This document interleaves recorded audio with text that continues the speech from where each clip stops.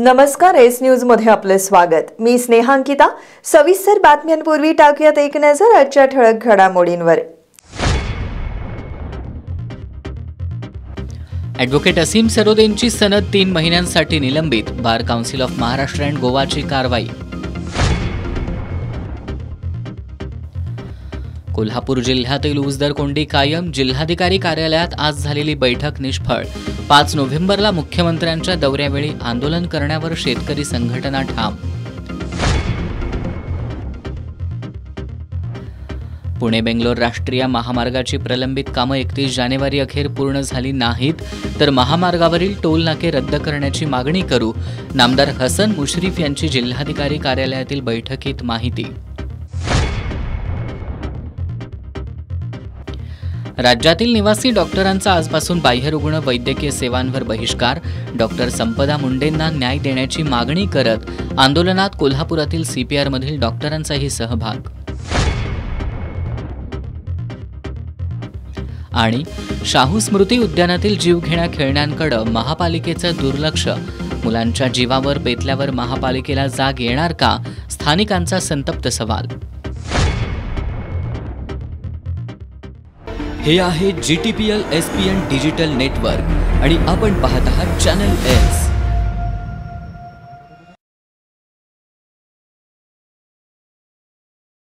यंदाच्या हंगामात उसाला 3751 रुपये पहिली उचल मिळावी या मागणीसाठी आणि आंदोलन अंकुशचे धनाजी चुडमुंगे यांना झालेल्या मारहाणीचा निषेध करण्यासाठी शिरोळ तहसीलदार कार्यालयावर आज स्वाभिमानी आणि आंदोलन अंकुश या शेतकरी संघटनांच्या वतीने मोर्चा काढण्यात आला। माजी खासदार राजू शेट्टींनी यावेळी आंदोलक शेतकऱ्यांना हात लावाल तर जशास तसं उत्तर देऊ असा इशारा दिलाय।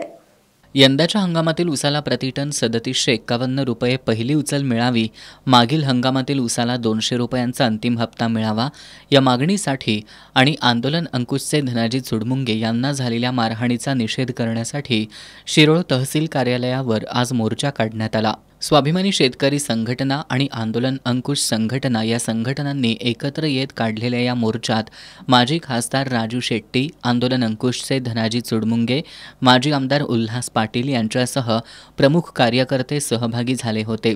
छत्रपती शिवाजी महाराज तख्तापासून दुपारी 12 वाजता या मोर्चाला सुरुवात झाली। उसाला दर मिळालाच पाहिजे अशा घोषणा देत हा मोर्चा शिरोळ तहसील कार्यालयावर आला। या ठिकाणी प्रमुख मार्गावरच आंदोलकांनी ठिय्या मारला। यावेळी बोलताना माजी खासदार राजू शेट्टी यांनी साखरेचे वाढलेले दर पाहता FRPहून अधिक दर मिळालाच पाहिजे, परंतु कारखानदार का देत नाहीत असा सवाल केला।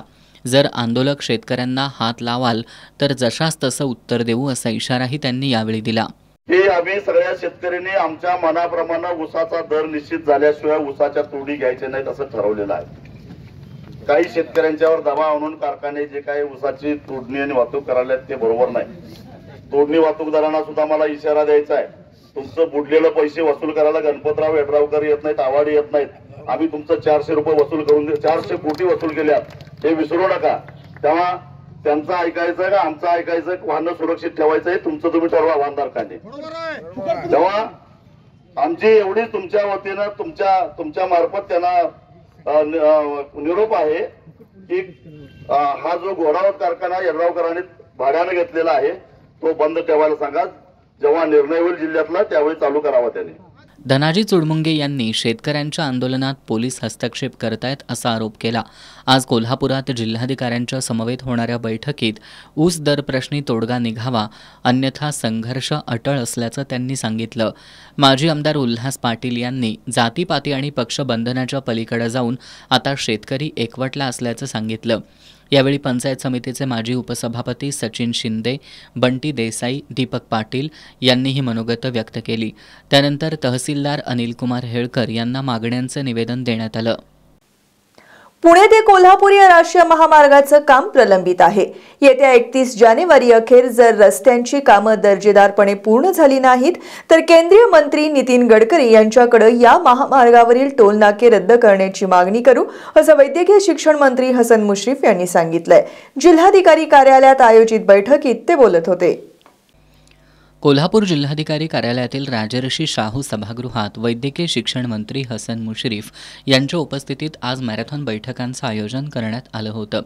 यावेळी जिल्हाधिकारी अमोल येडगे, महापालिकेच्या प्रशासक के मंजुलक्ष्मी, जिल्हा परिषदेचे मुख्य कार्यकारी अधिकारी कार्तिकेयन एस, माजी आमदार संजय घाटगे, राधानगरीचे प्रांताधिकारी प्रसाद चौगुले, नॅशनल हायवे ऑथॉरिटीचे प्रकल्प संचालक संजय कदम, जिल्हा बँकेचे संचालक भैया माने आदी उपस्थित होते।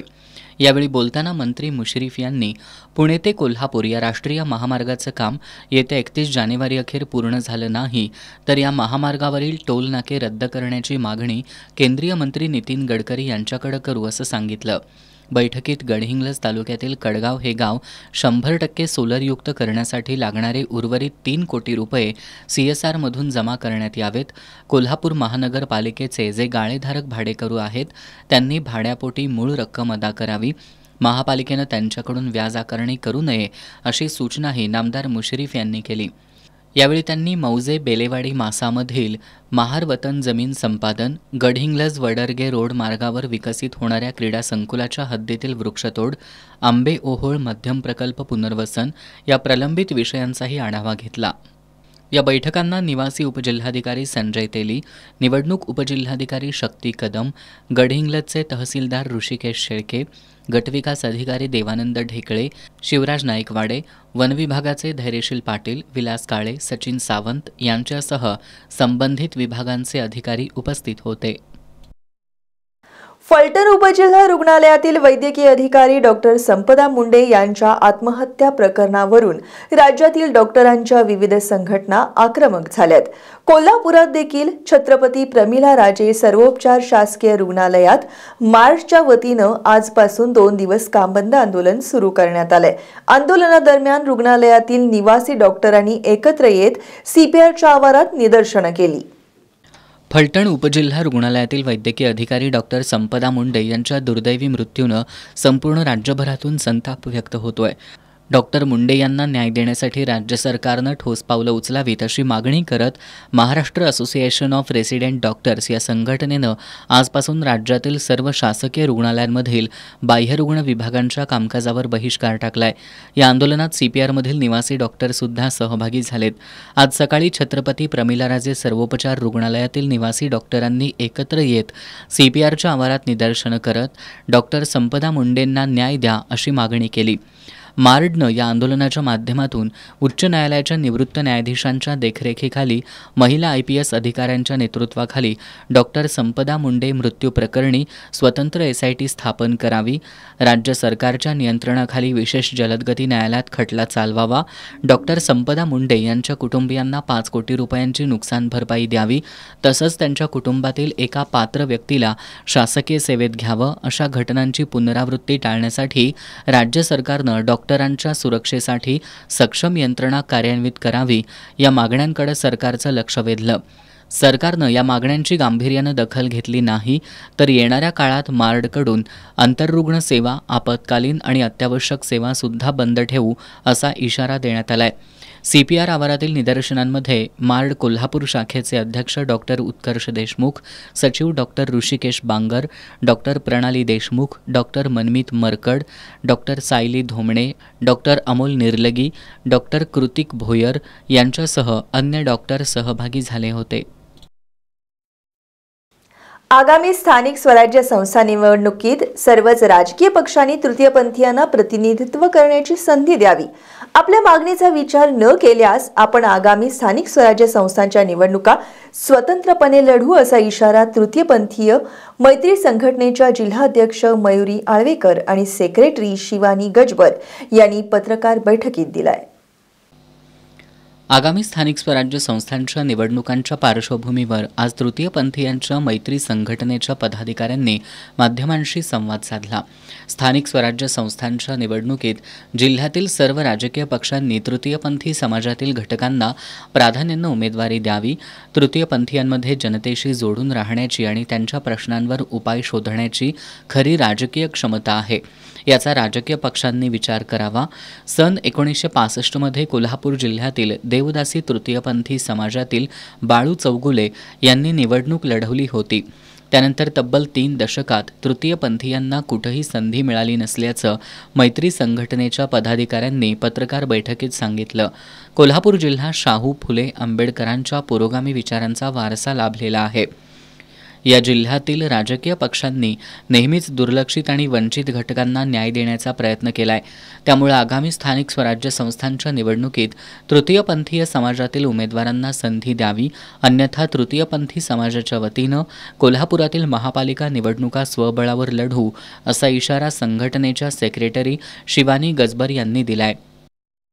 आम्ही आज या ठिकाणी तृतीयपंथी सर्व समुदाय व संघटनेच्या माध्यमातून कोल्हापूर जिल्ह्यातील सर्व राजकीय पक्षांना विनंती करू इच्छितो की येणाऱ्या स्थानिक स्वराज्य संस्थांच्या निवडणुकीमध्ये तृतीयपंथी घटकांना प्रतिनिधित्व दिलं पाहिजे. म्हणजे जे इच्छुक उमेदवार आहेत त्यांना निवडणूक लढण्यासाठी सदर राजकीय पक्षांनी संधी दिली पाहिजे, ज्या माध्यमातून आतापर्यंत ज्या दुर्लक्षित आणि वंचित समाजाकडे लोक एका विशिष्ट नजरेने पाहत होते त्या आम्हाला एकदा या कोल्हापूर वासियांची सेवा करण्याची संधी मिळावी. आणि नक्कीच शाहू फुले आंबेडकरांच्या विचारांचा वारसा सांगणारा कोल्हापूर जिल्हा बहुजन हिताय बहुजन सुखाय ज्याच्या महानगरपालिकेचं स्लोगन आहे, नक्कीच ही सर्व जनता आमच्या पाठीशी उभा राहील. राजकीय पक्ष आमचा विचार करतील, अन्यथा आम्ही स्वतंत्रपणे निवडणूक लढवण्यास तयार आहोत आणि आम्ही तसे सक्षम आहोत. पत्रकार बैठकीला अध्यक्षा मयुरी आळवेकर, अमृत आळवेकर, सुहासिनी आळवेकर, अंकिता आळवेकर उपस्थित होत्या. कोल्हापुरातील जुना वाशीनाका परिसरातील स्वर्गीय राज कपूर यांच्या पुतळ्यासमोरील कोल्हापूर महानगरपालिकेच्या शाहू स्मृती उद्यानाची मोठी दुरावस्था झाली आहे. या उद्यानातील खेळणी मोडकळीला आल्यामुळे ती मुलांसाठी धोकादायक बनली आहेत. एखाद्या मुलाच्या जीवावर बेतल्यावरच महापालिका याकडे लक्ष देणार का, असा सवाल स्थानिक नागरिक उपस्थित करत आहेत. या संदर्भात महापालिकेच्या उद्यान अधीक्षकांनी उद्यानातील खेळण्यांच्या दुरुस्तीबाबत प्रशासकीय पातळीवर पाठपुरावा सुरू असून लवकरच हे काम करण्यात येईल असं आश्वासन दिलंय. कोल्हापूर शहरवासियांसह शहरात येणारा प्रत्येक पर्यटक ज्या रंकाळा तलाव परिसरात येतो त्या रंकाळा तलावाच्या दक्षिण बाजूचं राज कपूर यांच्या पुतळ्यासमोरचं शाहू स्मृती उद्यान, या उद्यानातील लहान मुलांसाठीचे पाळणे, घसरगुंडी यासह अन्य खेळण्यांची ही आहे अवस्था.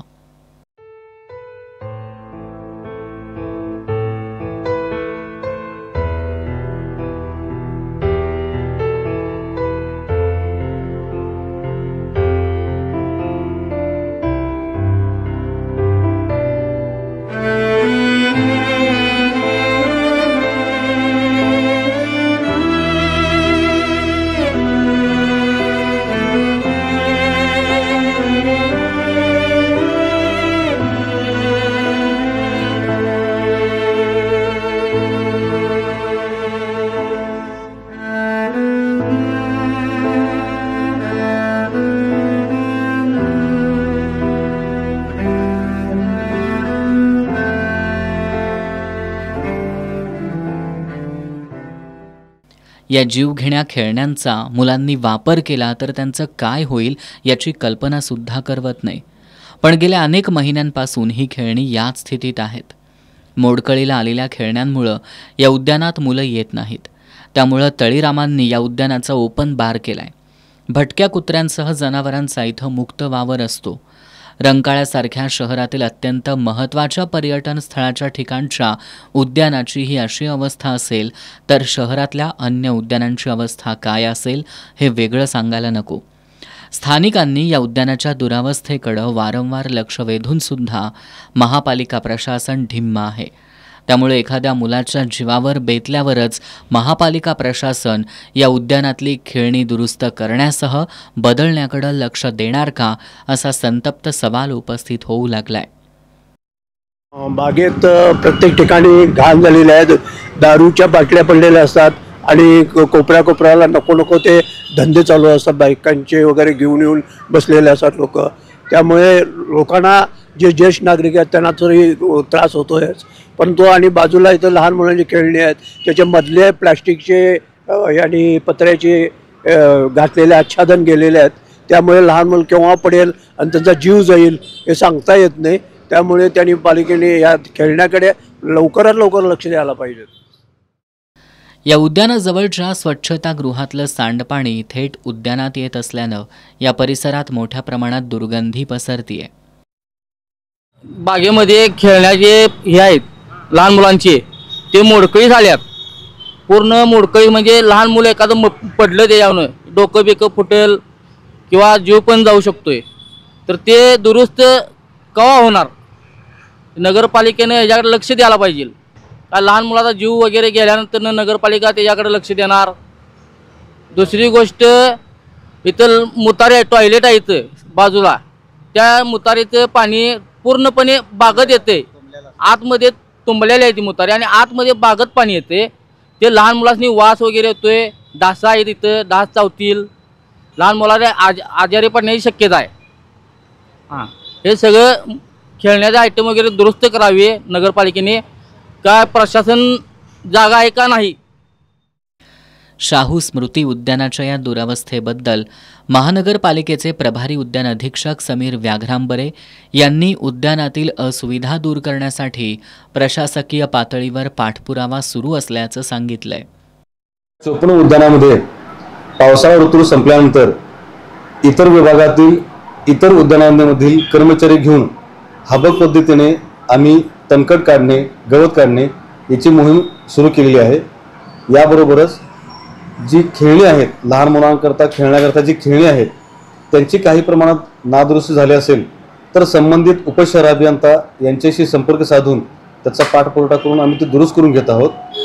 याबरोबरच बागेमध्ये काही अतिक्रमणाशी संबंधित विषय असतील अथवा अस्वच्छता असेल, याबरोबरच पहारीकरी असा विषय असेल तर या सर्व विषयांवर आम्ही अतिक्रमण विभाग असू दे किंवा उपशहर अभियंता असू दे यांच्याशी आम्ही संपर्क साधून त्यांच्याशी समन्वय ठेवून आम्ही ती कारवाई ठेवत आहोत. याचबरोबर पहारीकरी जी आपल्याला आवश्यकता आहे त्याच्याकरता आम्ही मनुष्यबळाने पाठपुरावा करून आणखी आपल्याला कशा पद्धतीने मनुष्यबळ वापरून ते पूर्ण करता येईल याची आम्ही संपूर्ण खबरदारी घेत आहोत. महानगरपालिकेत 2005 पासून भरतीच न झाल्यानं सध्या उपलब्ध 78 कर्मचाऱ्यांवर संपूर्ण शहरातील उद्यानांची जबाबदारी असून मनुष्यबळाच्या कमतरतेमुळं अशा पद्धतीची समस्या उद्भवत असल्याचं व्याघ्रांबरे यांनी सांगितलंय. महानगरपालिका प्रशासकांनी याची गांभीर्यानं दखल घेत या उद्यानाला दिलेल्या राजर्षी शाहू महाराजांच्या नावाची तरी जाणीव ठेवावी हीच अपेक्षा. भटक्या कुत्र्यांच्या प्रकरणावर आज सर्वोच्च न्यायालयात सुनावणी झाली. या सुनावणीवेळी सरकारी कार्यालयांच्या इमारतींच्या परिसरात भटक्या कुत्र्यांना खायला घालण्यावर नियमनासाठी निर्देश जारी केला जाईल. याबाबतचा आदेश काही दिवसात वेबसाईटवर अपलोड केला जाईल असं न्यायमूर्ती विक्रमनाथ, संदीप मेहता आणि NV अंजारिया यांच्या खंडपीठानं स्पष्ट केलं. भटक्या कुत्र्यांच्या प्रकरणावर आज सर्वोच्च न्यायालयात सुनावणी होती. गेल्या सुनावणीवेळी न्यायालयानं 22 ऑगस्टच्या आदेशानंतरही अनुपालन शपथपत्र का सादर केली नाहीत हे स्पष्ट करण्यासाठी मुख्य सचिवांना आजच्या सुनावणीला उपस्थित राहण्याचे निर्देश दिले होते. आजच्या सुनावणीवेळी न्यायालयानं याची नोंद घेतली. या प्रश्नी राज्यांनी शपथपत्र सादर केली आहेत. त्यामुळे खंडपीठानं पुढील तारखांना मुख्य सचिवांच्या वैयक्तिक उपस्थितीला स्थगिती दिली. तसंच भविष्यात काही चूक झाल्यास आदेश देण्याचा इशारा खंडपीठानं दिलाय. सरकारी कार्यालयांच्या इमारतींच्या परिसरात भटक्या कुत्र्यांना खायला घालण्यावर नियमनासाठी निर्देश जारी केला जाईल. हा आदेश काही दिवसात वेबसाईटवर अपलोड केला जाईल असं खंडपीठानं स्पष्ट केलं. याबाबत कोणताही आदेश देण्यापूर्वी आमचं म्हणणं ऐकून घ्यावं अशी विनंती वरिष्ठ वकील करुणा नंदी यांनी केली. मात्र सरकारी कार्यालयांबाबत आम्ही ऐकणार नाही असं स्पष्ट करत पुढील सुनावणीवेळी हा मुद्दा तपासला जाईल असं खंडपीठानं सांगितलं. निगवे खालसा जिल्हा परिषद मतदारसंघात उपमुख्यमंत्री एकनाथ शिंदे यांच्या माध्यमातून वैयक्तिक आणि सामाजिक लाभाच्या योजना राबवल्यात. त्यामुळे सर्वसामान्य नागरिकांमधून मला जिल्हा परिषदेसाठी संधी मिळण्याची मागणी होतीये असं येवती गावचे माजी सरपंच सागर जाधव यांनी सांगितलं. जनतेच्या मागणीनुसार महायुतीची उमेदवारी आपल्यालाच मिळेल असा दावा सागर जाधव यांनी केलाय. करवीर तालुक्यातील येवती गावचे माजी सरपंच सागर जाधव यांनी पत्रकार बैठक घेऊन निगवे खालसा जिल्हा परिषद मतदारसंघातून उमेदवारीसाठी इच्छुक असल्याचं सांगितलं। या मतदारसंघात उपमुख्यमंत्री एकनाथ शिंदे यांच्या माध्यमातून विविध वैयक्तिक आणि सामाजिक लाभाच्या योजना राबवण्यात आपण अग्रेसर आहोत। त्यामुळे सर्वसामान्य नागरिकांमधून मला जिल्हा परिषदेसाठी संधी मिळण्याची मागणी होत असल्याचा दावा त्यांनी केलाय। उपमुख्यमंत्री एकनाथ शिंदे यांनी संधी देण्याबाबत विश्वास दिला असल्याचं त्यांनी सांगितलं। मी निगवे खालसा जिल्हा परिषद मतदारसंघासाठी महायुतीतर्फे इच्छुक उमेदवार आहे। मी आजपर्यंत माननीय उपमुख्यमंत्री एकनाथजी शिंदे साहेबांच्या माध्यमातून मुख्यमंत्री सहायता निधी असेल, सिद्धिविनायक ट्रस्टच्या माध्यमातून बऱ्याच रुग्णांना माझ्यापर्यंत होईल तेवढ्या रुग्णांना आपण मदत केली। तसेच मला निगवे खालसा जिल्हा परिषदमध्ये माझं एक व्हिजन आहे, माझं स्वतःच व्हिजन आहे की कोल्हापूर जिल्ह्यामध्ये नाही तर महाराष्ट्रामध्ये निगवे खालसा जिल्हा परिषद मतदारसंघ हा प्रगतशील आणि एक वेगळं पण असं मला या मतदारसंघासाठी काम करायचं आहे। यासाठी मला वरिष्ठ पातळीवरती माझ्या कामाच्या जोरावर मला 100% मला तिकीट देतील। मी आजपर्यंत जी कामं केली, विकास कामं केली समाजकारणासाठी, राजकारणासाठी, आजपर्यंत मी जे सक्रिय आहे त्या माध्यमातून वरिष्ठ पातळीवर विचार होऊन मला वरिष्ठ पातळीवरती 100% मलाच महायुतीतर्फे निगवे खालसा जिल्हा परिषदमध्ये काम करण्याची संधी देतील हा मला 100% विश्वास आहे। यावेळी सागर जाधव यांनी निगवे खालसा जिल्हा परिषद मतदारसंघासाठीचं आपलं व्हिजन स्पष्ट केलं। यावेळी साताप्पा शेळके, शिवाजी पाटील, धनाजी पाटील, रंगराव आळवेकर, जयवंत पाटील, शुभम पाटील, मयूर पाटील, लक्ष्मण पाटील, दिगंबर पाटील, विठ्ठल मगदूम, सचिन वायदंडे, राजेंद्र पाटील, अमर आळवेकर आदी उपस्थित होते। भारतीय महिला क्रिकेट संघानं विश्वविजेतेपद पटकावलंय। भारतीय संघाच्या या यशाबद्दल कोल्हापुरातील छत्रपती शिवाजी महाराज चौकात क्रिकेट प्रेमींनी एकत्र येत जल्लोष केला। विशेष म्हणजे या जल्लोषात महिला देखील मोठ्या संख्येनं सहभागी झाल्या होत्या। रविवारी नवी मुंबईत झालेल्या ICC महिला एकदिवसीय विश्वचषकाच्या अंतिम सामन्यात भारतीय महिला संघानं दक्षिण आफ्रिकेचा 52 धावांनी पराभव केला। या सामन्यात भारतीय संघानं प्रथम फलंदाजी करताना 50 षटकांमध्ये 7 गडी गमावत 298 धावा केल्या। यानंतर मोठ्या लक्ष्याचा सामना करताना दक्षिण आफ्रिकेचा संघ 246 धावा करून सर्वबाद झाला। दक्षिण आफ्रिकेसारख्या बलाढ्य संघाला हरवून भारतीय महिला संघानं रविवारी इतिहास घडवत विश्वविजेतेपद पटकावलं। भारतीय महिला संघानं विश्वचषक जिंकल्यानंतर कोल्हापुरातील छत्रपती शिवाजी महाराज चौकात क्रिकेटप्रेमींनी फटाक्यांच्या आतषबाजीसह जयघोष करत जल्लोष केला। रात्री उशिरापर्यंत सुरू असलेल्या जल्लोष महिलांचा सुद्धा सहभाग होता। कोल्हापूर कृषी उत्पन्न बाजार समितीमध्ये देवगड हापूस आंब्याची आवक झाली आहे। सभापती सूर्यकांत पाटील यांच्या हस्ते काढण्यात आलेल्या आंब्याच्या पहिल्या सौद्यामध्ये 1 डझनच्या पेटीला 4200 रुपये दर मिळाला। कोल्हापूर बाजार समितीच्या श्री शाहू मार्केट यार्डमधील जावेद इब्राहिमभाई बागवान यांच्या JB & सन्स या दुकानात देवगडमधील आंबा उत्पादक प्रकाश सिरसेकर यांच्या देवगड हापूस आंब्यांची आवक झाली आहे। बाजार समितीचे सभापती सूर्यकांत पाटील यांच्या हस्ते यंदाच्या हंगामातील आंब्याचा पहिला सौदा आज पार पडला। आणि माल हा चोख असून पूर्ण अस्सल देवगड जो पाहिजे ते कस्टमरसाठी आपण पोच करण्याची तयारी आजच्या नोव्हेंबर महिन्यापासून सुरू करत आहोत। बाकी उपस्थित पदाधिकारी मंडळ व संचालक मंडळ व आडते व व्यापारी मंडळ यांचा मी सहर्ष मनापासून आभार मानतो। यावेळी सभापती सूर्यकांत पाटील यांनी गेल्या 10 वर्षांच्या तुलनेत यंदा कोल्हापूर बाजार समितीमध्ये लवकर हापूस आंब्यांची आवक झाली असल्याचं सांगितलं। आंबा उत्पादक शेतकऱ्यांनी कोल्हापूर बाजार समितीकडेच आपल्याकडील आंबा पाठवावा असं आवाहनही सभापती पाटील यांनी केलं। नाही की ते स्वतः एक्सपोर्ट करतात आणि टोटल 25 एकरातला आंबा हा बाहेरच्या देशामध्ये संभाजी कोपार्डेकरांचा कागलमधल्या ह्या कोल्हापूर जिल्ह्यातला आंबा सुद्धा बाहेर एक्सपोर्ट होतो।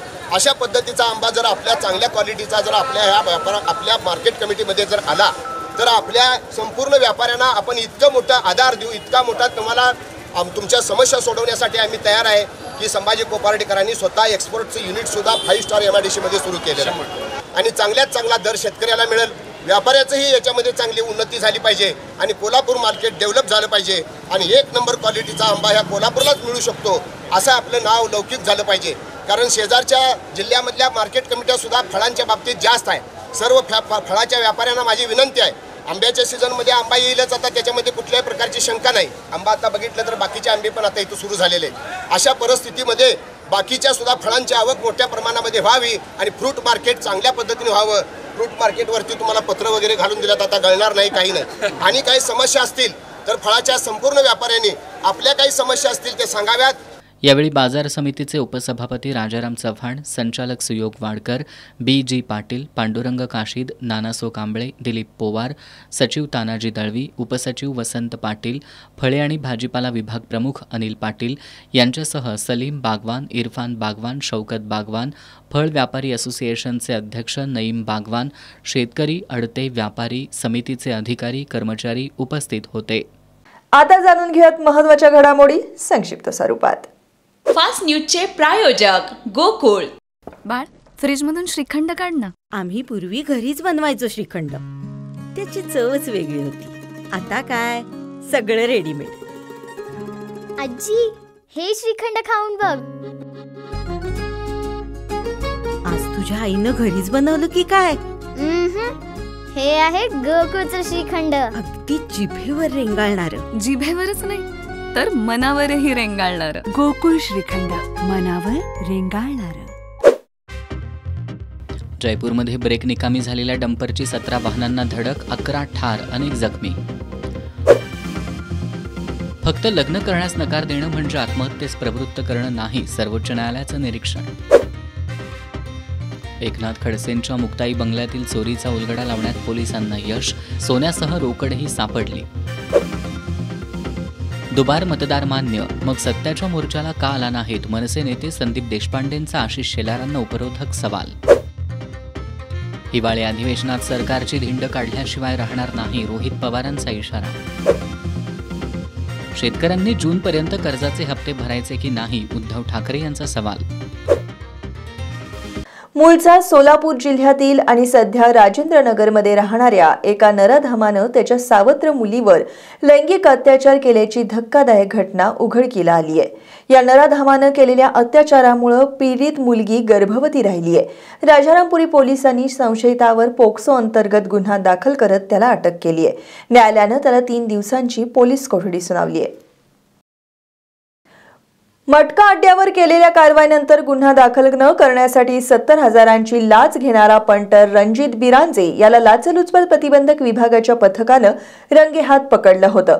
तर पंटर करवी लाचेची मागणी करणारा हुपरी पोलीस ठाण्यातील पोलीस कॉन्स्टेबल संदेश शेटे हा रविवारी स्वतःहून अँटी करप्शनकडे हजर झाला होता. दरम्यान लाचविरोधी जनजागृती सप्ताहातच लाचेची मागणी करणाऱ्या संदेश शेटे याचं निलंबन करण्यात आल्याचं पोलीस अधीक्षक योगेश कुमार गुप्ता यांनी सांगितलंय. हुपरी पोलीस ठाण्यातील कॉन्स्टेबल संदेश शेटे यानं अन्य 2 अंमलदारांसह गुरुवारी एका मटका अड्ड्यावर छापा टाकला होता. याबाबत गुन्हा दाखल न करण्यासाठी त्यानं जुगार खेळणाऱ्या एका व्यक्तीकडे 1 लाखाच्या लाचेची मागणी केली होती. याबाबत मटका व्यावसायिकानं लाचलुचपत प्रतिबंधक विभागाकडे तक्रार केली होती. दरम्यान शनिवारी तडजोडीअंती 70,000 रुपयांची लाच स्वीकारताना पंटर रणजित बिरांजे याला रंगेहात पकडण्यात आलं होतं. तर पंटर करवी लाचेची मागणी करणारा कॉन्स्टेबल संदेश शेटे हा स्वतःहून रविवारी लाचलुचपत प्रतिबंधक विभागात हजर झाला होता. लाचविरोधी जनजागृती सप्ताहाच्या कालावधीतच लाच स्वीकारल्यानं जिल्ह्यात खळबळ उडाली होती. या प्रकरणी कॉन्स्टेबल संदेश शेटे याला आज पोलीस अधीक्षक योगेश कुमार गुप्ता यांनी निलंबित केलंय. पुणे बेंगलोर राष्ट्रीय महामार्गावर कागलजवळ उसानं ट्रॅक्टरच्या ट्रॉलीला जोडलेला लोखंडी रॉड तुटल्यानं एका ट्रॉलीतील ऊस महामार्गावरून खाली 25 फूट कोसळला, तर ट्रॉली लोंबकळत राहिली. सुदैवानं या अपघातात कुणीही जखमी झालं नाही. रविवारी रात्री 8 वाजण्याच्या सुमारास हा अपघात झाला. सध्या कारखान्यांचा ऊस गळीत हंगाम सुरू आहे. रविवारी महेश मगदूम हे खंडाळ इथल्या शेतातील ऊस 2 ट्रॉलींमधून शाहू कारखान्याकडे घेऊन जात होते. रात्री 8 वाजण्याच्या सुमाराला कागलजवळ ट्रॅक्टर ट्रॉली आली. त्याचवेळी ट्रॉलीला जोडलेला लोखंडी रॉड तुटल्यानं एका ट्रॉलीतून ऊस महामार्गावर 25 फूट खाली कोसळला, तर ट्रॉली लोंबकळत राहिली. सुदैवानं या अपघातात कुणालाही दुखापत झाली नाही. रील्सच्या माध्यमातून एकमेकांना खुन्नस देणाऱ्या तरुणांना ताब्यात घेऊन शाहपुरी पोलिसांनी त्यांची विवेकानंद महाविद्यालय परिसरात धिंड काढली आहे. यावेळी शहर पोलीस अधीक्षक प्रिया पाटील आणि पोलीस निरीक्षक संतोष डोके यांनी तरुणांना कठोर शब्दात समज दिली. कोल्हापूर शहर उपनगर तसंच ग्रामीण भागात तरुणांमध्ये रील्सच्या माध्यमातून एकमेकांना खुन्नस देण्याचे प्रकार वाढलेत. यातून तेढ निर्माण होऊन कायदा आणि सुव्यवस्थेचा प्रश्नही निर्माण होण्याची शक्यता असते. त्यामुळे पोलीस अधीक्षक योगेश कुमार गुप्ता यांच्या सूचनेनुसार जिल्ह्यातील सर्वच पोलीस सध्या अलर्ट मोडवर काम करत आहेत. रील्सच्या माध्यमातून एकमेकांना खुन्नस देणारे विशाल उर्फ सर्किट साळुंखे, ओंकार साबळे, रुपेश काशीद, भार्गव भोसले आणि आर्यन मोरे यांना शाहूपुरी पोलीस ठाण्यात बोलवून घेण्यात आलं. शहर पोलीस उपअधीक्षक प्रिया पाटील आणि शाहूपुरीचे निरीक्षक संतोष डोके यांनी या कथित रील स्टार्सना पोलिसी खाक्या दाखवत आज सायंकाळी विवेकानंद महाविद्यालय परिसरात फिरवण्यात आलं. यावेळी त्यांना पोलीस अधिकाऱ्यांनी कठोर शब्दात समज दिली. शाहूपुरी पोलीस ठाण्याच्या गुन्हे शोध पथकातील पोलीस उपनिरीक्षक आकाश जाधव, अंमलदार सुशीलकुमार गायकवाड, मिलिंद बांगर, महेश पाटील, सनीराज पाटील, भैरू माने, बाबा ढाकणे, राहुल पाटील, अमोल पाटील यावेळी उपस्थित होते. पन्हाळा तालुक्यातील कसबा ठाणे आळवे दरम्यान 1955 साली कोल्हापुरी पद्धतीचा बंधारा सहकारी तत्वावर बांधण्यात आलाय. या बंधाऱ्याच्या दुरुस्तीसाठी राज्य शासनानं 1,96,00,000 रुपयांचा निधी मंजूर केलाय. आमदार विनय कोरे यांच्या प्रयत्नातून हा निधी उपलब्ध झाल्यानं ग्रामस्थांनी आमदार कोरेंचे आभार मानलेत. 1955 साली कसबा ठाणे आळवे कासारी नदी सहकारी धरण या सोसायटीची स्थापना झाली. या सोसायटीच्या माध्यमातून कासारी नदीवर कोल्हापुरी पद्धतीचा बंधारा बांधण्यात आला. सहकार तत्वावर बांधण्यात आलेल्या या बंधाऱ्याचे आता पिलर ढासळत असून गळती सुरू झाली आहे. बंधाऱ्याच्या दुरुस्तीसाठी निधी उपलब्ध व्हावा यासाठी परिसरातील शेतकऱ्यांनी आमदार विनय कोरे यांच्याकडे जलसंपदा विभागाकडे पाठपुरावा करण्याची मागणी केली होती. या मागणीनुसार आमदार कोरे यांच्या पाठपुराव्याला अखेर यश मिळालंय. या बंधाऱ्याच्या देखभाल दुरुस्तीसाठी जलसंपदा विभागानं 1,96,00,000 रुपयांचा निधी मंजूर केलाय. याबद्दल स्थानिकांनी आमदार कोरेंचे आभार मानलेत. ठाणे आळवे धरण संस्था यांच्यामार्फत आज या धरणाला 70 वर्ष झालेली व या डागडुगीसाठी माननीय आमचे आमदार विनयरावजी कोरे साहेब यांच्या जलसंपदा विभागाकडून एक स्पेशल खास अशी तरतूद करून त्यांनी या धरणाच्या पिलरसाठी व धरण संवर्धनासाठी 1,96,00,000 रुपये दिल्याबद्दल साहेबांचे आम्ही सुकाणू कमिटी संस्थेचे चेअरमन व सभासद, संचालक बॉडी यांच्या कर्मचारी वर्ग सभासद यांच्याकडून आम्ही साहेबांचे ऋण व्यक्त करतो. बंधाऱ्यासाठी निधी मंजूर झाल्याबद्दल धरण सोसायटीच्या पदाधिकाऱ्यांसह परिसरातील शेतकऱ्यांनी समाधान व्यक्त केलंय. ज्या शेतकऱ्यांच्या जमिनी संपादित करून प्रकल्प उभारण्यात आले त्या शेतकऱ्यांनाच आता पर्यायी जमिनीसाठी संघर्ष करण्याची वेळ आली आहे. चिकोत्रा प्रकल्पासाठी जमीन दिलेले गणपती चव्हाण हे पर्यायी जमीन मिळावी यासाठी गेली 27 वर्ष संघर्ष करतायत. सुस्तावलेल्या प्रशासनाला जागं करण्यासाठी त्यांनी आजपासून जिल्हाधिकारी कार्यालयासमोर बेमुदत धरणं आंदोलन सुरू केलंय. चिकोत्रा मध्यम प्रकल्पासाठी गणपती गुंडू चव्हाण यांच्या वडिलांच्या नावे असलेली सुमारे 3 हेक्टर 99 आर इतकी जमीन संपादित करण्यात आली होती. संपादित करण्यात आलेल्या जमिनीच्या बदल्यात गणपती चव्हाण यांच्या भावंडांना 1 हेक्टर 21 आर इतकी जमीन देण्यात आली आहे. मात्र गणपती चव्हाण यांनी आपल्याला 1 हेक्टर 60 आर इतकी जमीन मिळावी यासाठी शासन दरबारी पाठपुरावा सुरू ठेवलाय. मात्र त्यांच्या मागणीची दखल न घेतल्यानं चव्हाण यांनी जिल्हाधिकारी कार्यालयासमोर सपत्नीक धरणं आंदोलन सुरू केलंय. चव्हाण गेल्या 27 वर्षांपासून पर्यायी जमिनीसाठी संघर्ष करतायत. कागल तालुक्यासाठी शासनानं 5,000हून अधिक घरकुलं मंजूर केली असून अनेक लाभार्थ्यांनी उधारीवर साहित्य आणि पैसे घेऊन काम सुरू केले. मात्र गेल्या महिन्याभरात एकही हप्ता न मिळाल्यानं लाभार्थी हवालदिल झालेत. सामाजिक कार्यकर्ते राज कांबळे यांच्या नेतृत्वाखालील शिष्टमंडळानं पंचायत समिती प्रशासनाला निवेदन सादर करत 15 दिवसात हप्ते मिळाले नाहीत तर उधारीवर घेतलेलं बांधकाम साहित्य पंचायत समिती कार्यालयाच्या आवारात आणून टाकू असा इशारा दिलाय. गटविकास अधिकारी कुलदीप बोंगे यांनी काही घरकुल लाभार्थ्यांचे हप्ते थकल्याची कबुली देत निधीची उपलब्धता होताच हप्ते देण्याचं आश्वासन दिले. यावेळी दयानंद कांबळे, भाऊ सोमाने, धीरज हेगडे, सचिन कांबळे आदी उपस्थित होते. ऊस दर प्रश्नी आज कोल्हापूर जिल्हाधिकारी कार्यालयात कारखाना प्रतिनिधी आणि शेतकरी संघटना प्रतिनिधींमधील बैठकीत कोणताही तोडगा निघाला नाही. बैठकीत जी चर्चा झाली त्याच्यावर आमचं समाधान झालेलं नाही. साखर कारखानदार वठणीवर येणार नसतील तर उद्यापासून एकही साखर कारखाना सुरू करू देणार नाही असा इशारा माजी खासदार राजू शेट्टी यांनी दिला. त्याचबरोबर 5 नोव्हेंबरला मुख्यमंत्री आणि दोन्ही उपमुख्यमंत्र्यांच्या दौऱ्यावेळी आंदोलन करण्याची भूमिकेवर ठाम असल्याचं शेतकरी संघटनांच्या वतीने सांगण्यात आलंय. स्वाभिमानी शेतकरी संघटनेच्या ऊस परिषदेत यंदाच्या गळीत हंगामातील ऊसाला पहिली उचल प्रति टन 3751 रुपये देण्याची मागणी करण्यात आली आहे. मात्र काही कारखान्यांनी 3400 ते 3450 रुपये दर जाहीर करून कारखाने सुरू केलेत. यामुळे आक्रमक झालेल्या स्वाभिमानीसह इतर शेतकरी संघटनांनी आंदोलन सुरू केले. जोपर्यंत कारखानदार 3751 रुपये पहिली उचल जाहीर करत नाहीत तोपर्यंत कारखाने सुरू करू देणार नाही अशी भूमिका शेतकरी संघटनांनी घेतली आहे. त्यातच स्वाभिमानी शेतकरी संघटनेनं 5 नोव्हेंबरला कोल्हापूर दौऱ्यावर येणारे मुख्यमंत्री आणि दोन्ही उपमुख्यमंत्र्यांना ऊसाचा बुडका दाखवण्याचा इशारा दिलाय. त्यामुळे ऊस दर प्रश्नावर तोडगा काढण्यासाठी आज कोल्हापूर जिल्हाधिकारी कार्यालयात कारखानदार आणि विविध शेतकरी संघटनांच्या प्रतिनिधींच्या बैठकीचं आयोजन करण्यात आलं होतं.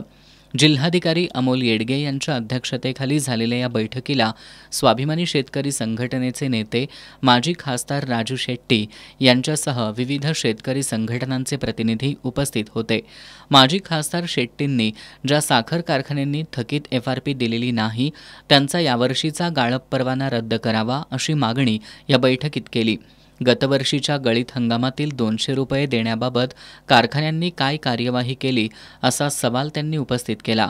FRPचे तुकडे करण्याचा अधिकार साखर कारखान्यांना कुणी दिला? FRP बाबत न्यायालयाचा निर्णय जर धाब्यावर बसवणार असतील तर कायदा हातात घेऊन आम्ही बंदोबस्त करतो. SP साहेब तुम्ही आमच्या नादी लागू नका असा इशाराही राजू शेट्टी यांनी दिला. काही कारखाने FRP कमी येण्यासाठी मखलाशी करतात असा आरोपही त्यांनी केला. पोलीस आणि शेतकऱ्यांमध्ये संघर्ष निर्माण होऊ नये अशी विनंतीही माजी खासदार शेट्टी यांनी या बैठकीत केली. मात्र या बैठकीत जी चर्चा झाली त्याच्यावर आमचं समाधान झालेलं नाही. साखर कारखानदार वठणीवर येणार नसतील तर उद्यापासून एकही साखर कारखाना सुरू करू देणार नाही असा इशारा माजी खासदार राजू शेट्टी यांनी या बैठकीत दिला. कारखानदार FRPचा नियम मोडतात तर त्यांच्या मागे पोलीस लागत नाहीत. आम्ही ऊसाची वाहनं अडवली तर शेतकऱ्यांच्या मागे पोलीस लागतात अशा शब्दात एका शेतकऱ्यानं व्यवस्थेबद्दलचा संताप व्यक्त केला. आंदोलन अंकुश संघटनेचे अध्यक्ष धनाजी चुडमुंगे यांनी कारखाने चालवायला जमत नसतील तर राजीनामा द्या, शेतकरी कारखाने चालवतील असं सुनावलं. साखर कारखान्यांचे कार्यकारी संचालक या बैठकीला उपस्थित होते. मात्र साखर कारखान्यांच्या चेअरमन यांच्या उपस्थितीतच बैठक घ्या तरच ऊस दराचा प्रश्न सुटेल अशी मागणीही यावेळी करण्यात आली. जिल्हाधिकारी येडगे यांनी FRP कायद्याचे पालन प्रत्येक कारखान्यानं करावं असं आवाहन केलं. गत हंगामातील शेतकऱ्यांची देणी साखर कारखान्यांनी द्यावीत अशी सूचनाही या बैठकीत त्यांनी केली. दरम्यान या बैठकीत ऊस दराबाबत कोणताच तोडगा निघाला नाही. त्यामुळे 5 नोव्हेंबरला मुख्यमंत्री आणि दोन्ही उपमुख्यमंत्र्यांच्या दौऱ्यावेळी आंदोलन करण्याच्या भूमिकेवर ठाम असल्याचं शेतकरी संघटनेच्या वतीनं सांगण्यात आलंय. या बैठकीला जिल्हा पोलीस अधीक्षक योगेश कुमार गुप्ता, साखर सहसंचालक संगीता डोंगरे, निवासी उपजिल्हाधिकारी संजय तेली, करवीरच्या प्रांताधिकारी मौसमी चौगुले, इचलकरंजीचे प्रांताधिकारी दीपक शिंदे यांच्यासह कारखान्यांचे प्रतिनिधी उपस्थित होते. Bar council of Maharashtra and गोवानं प्रसिद्ध विधिज्ञ असीम सरोदे यांची सनद पुढील 3 महिन्यांसाठी निलंबित केली आहे. असीम सरोदेंनी एका सार्वजनिक कार्यक्रमात बोलताना न्यायव्यवस्था, राज्यपाल आणि विधानसभा अध्यक्ष यांच्या संदर्भात वादग्रस्त वक्तव्य केल्याप्रकरणी ही कारवाई करण्यात आली आहे. प्रसिद्ध विधिज्ञ ॲडव्होकेट असीम सरोदे हे गेल्या काही महिन्यांपासून केंद्र तसंच राज्य सरकारच्या चुकीच्या धोरणांबद्दल जाहीर कार्यक्रमांमधून टीका टिप्पणी करतायत. अशाच प्रकारे त्यांनी एका सार्वजनिक कार्यक्रमात बोलताना न्यायव्यवस्था, राज्यपाल आणि विधानसभा अध्यक्षांसंदर्भात वक्तव्य केलं होतं. याबद्दल महाराष्ट्र आणि गोवा बार काउन्सिलनं ॲडव्होकेट असीम सरोदे यांची सनद पुढील 3 महिन्यांसाठी निलंबित केली आहे. त्याचबरोबर त्यांच्यावर 25,000 रुपयांचा दंड आकारण्यात आला आहे. याबाबत ॲडव्होकेट असीम सरोदे यांच्याशी संपर्क साधण्याचा प्रयत्न केला असता तो होऊ शकला नाही. या कारवाईबद्दल बोलताना कोल्हापूर बार असोसिएशनचे माजी अध्यक्ष ॲडव्होकेट प्रकाश मोरे यांनी बार काउन्सिल व्यावसायिक गैरवर्तन आणि इतर गैरवर्तन या सदराखाली वकिलांवर कारवाई करू शकतं. त्यामुळे सरोदेंवर इतर गैरवर्तन या सदराखाली कारवाई करण्यात आल्याचं सांगितलं. मध्ये कलम 35 मध्ये 2 प्रकारचे मिसकंडक्ट दिलेले आहेत. एक प्रोफेशनल मिसकंडक्ट आहे आणि एक अदर मिसकंडक्ट आहे. असीम सरोदे यांच्यावर जी कारवाई झालेली आहे या कारवाईमध्ये अदर मिसकंडक्ट त्यांचा धरून त्याप्रमाणे त्यांच्यावर बार काउन्सिलनं कारवाई केलेली दिसते. सर्वसाधारणपणे कोणतीही व्यक्ती असो किंवा वकील असू देत यांना विचार आपले व्यक्त करण्याचे स्वातंत्र्य आहे. तथापि राज्यपालांसारख्या राजपत्रित पदाविरुद्ध किंवा व्यक्तीविरुद्ध बोलायचं असेल तर ते जे मत व्यक्त करायचं आहे ते सौम्य, स्पष्ट आणि सभ्य भाषेमध्ये करणे आवश्यक आहे. जर जी वापरलेली भाषा आहे ती भाषा अपमानजनक जर असेल किंवा अवमानकारक असेल तर अशा पद्धतीच्या भाषेला अदर मिसकंडक्टमध्ये घेता येऊ शकते. आणि मला वाटते हा निकाल पाहता बार काउन्सिल ऑफ महाराष्ट्र आणि गोवानं अदर मिसकंडक्ट या सदराखाली असीम सरोदेंचा मिसकंडक्ट कन्सिडर करून त्यांनी निलंबनाची शिक्षा. सोलापुरातील ज्येष्ठ वकील ॲडव्होकेट शिवाजी क्षीरसागर यांनी ॲडव्होकेट असीम सरोदे यांच्यावर करण्यात आलेली कारवाई ही बार काउन्सिलला असलेल्या अधिकारानुसार करण्यात आली आहे.